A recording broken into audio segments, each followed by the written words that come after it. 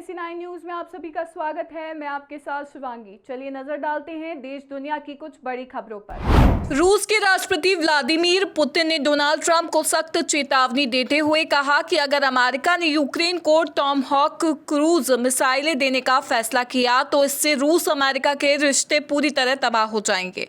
Putin का ये बयान उस समय आया है जब ट्रंप प्रशासन ने यूक्रेन को फिर से सैन्य मदद देने का ऐलान किया है। अमेरिकी उपराष्ट्रपति JD वैंस ने कहा था कि वॉशिंगटन यूक्रेन की उस मांग पर विचार कर रहा है जिसमें लंबे दूरी टॉमहॉक मिसाइलें शामिल हैं। पाकिस्तान के कब्जे वाले जम्मू एवं कश्मीर में सस्ती बिजली, आटा और आत्मसम्मान जैसी बुनियादी अधिकारों की मांग कर रहे कुछ प्रदर्शनकारियों की हत्या पर मानवाधिकार विशेषज्ञ ने ऐतराज जताया है। विश्व बिरादरी से सवालिया अंदाज में पूछा है कि पाक सेना को मासूम लोगों की हत्या करते देखकर भी वो चुप क्यों है, क्यों वो लोगों के दुख दर्द को सुन नहीं पा रही है। माइकल अरियान्ती ने the times of Israel website के एक ब्लॉग में लिखा, पाकिस्तान के कब्जे वाले कश्मीर POK की घाटियां जिन्हें अक्सर रमणीय और मनोरम बताया जाता है, अब खून से लथपथ है।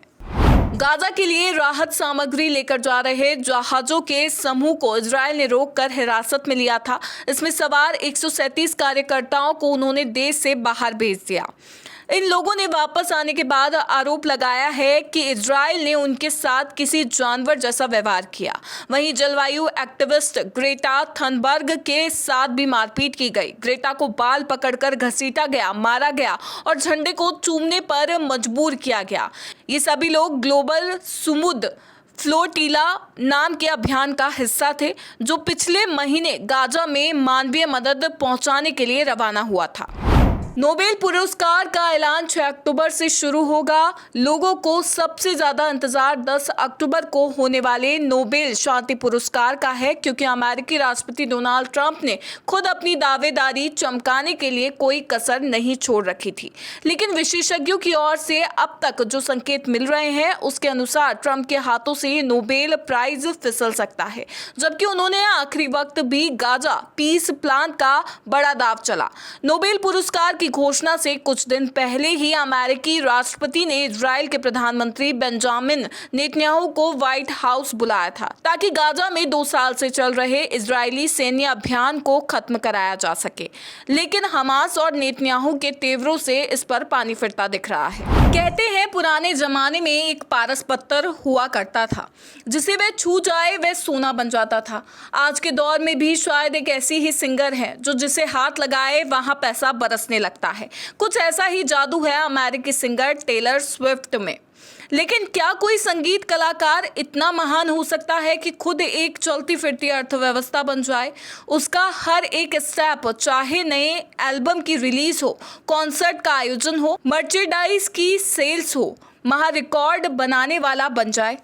एक दिन पहले उनका नया album the life of a show girl release हुआ और एक ही दिन में इतने रिकॉर्ड तोड़ दिए जितना आज से पहले शायद ही कभी देखा गया होगा। बिहार विधानसभा चुनाव 22 नवंबर से पहले होगा।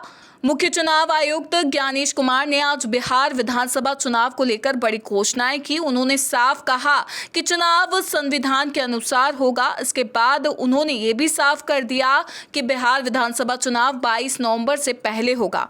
इसके साथ ही उन्होंने कहा कि अब सभी उम्मीदवारों की फोटो EVM में रंगीन होगी। CEC ने SIR से लेकर चुनाव की अन्य प्रतिक्रियाओं के बारे में भी विस्तार से बताया। उत्तर बंगाल में रात भर हुई लगातार बारिश ने भारी तबाही मचाई है। भारी बारिश के कारण सभी पर्यटन स्थलों को बंद कर दिया गया है। बंगाल और सिक्किम के बीच सड़क संपर्क रात भर हुई मूसलाधार बारिश के कारण हुए भूस्खलन के कारण टूट गया है। इससे कई इलाकों का संपर्क टूट गया है। इसी बीच PM मोदी ने दार्जिलिंग में हुई जनहानि पर दुख जताया है। उन्होंने भरोसा दिया कि केंद्र सरकार प्रभावित लोगों को हर संभव सहायता प्रदान करेगी।